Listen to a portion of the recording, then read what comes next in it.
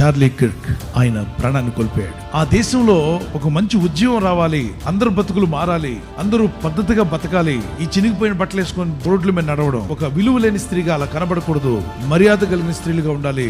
అలాగే పురుషులు కూడా పద్ధతి కలిగి బతకాలి. మగాళ్ళు పెళ్లి చేసుకోవడం ఏంటి, ఆడవాళ్ళు పెళ్లి చేసుకోవడం ఏంటి, అసలు ఎక్కడుంది అది? దేవుడు పెట్టిన పద్ధతిని మార్చేశారు. మీరంతా మారాలి, మన దేశం పాడైపోతుంది. పౌరుషం కలిగినటువంటి ఒక ఎవాంజలిస్ట్, అతన్ని చాలా మంది భయపెట్టారు. నేను చంపుతామన్నారు. దేనికి భయపడలేదు. ఏదో ఒకరోజు చావు వస్తుంది. చావుకు భయపడే రకం కాదు. సింహంగానే ప్రసంగాలు చేశాడు. అన్ని వేల మందిలో దేవుని మాటలు చెప్తూనే ఉన్నాడు. ఒకవైపున దేశం కొరకు పోరాడుతున్నాడు, మరొక వైపున దేవుని సత్యం కొరకు పోరాడుతున్నాడు. ముష్కరులు గురిపెట్టి అతని మీద తూటాలు గన్ షాట్ చేశారు. అక్కడికక్కడే మరణించాడు. కానీ అతను మాట్లాడిన మాటలు ఇప్పుడు ప్రపంచమంతా రీచ్ అయిపోతున్నాయి. ప్రతి ఒక్కరు అవి చూస్తున్నారు.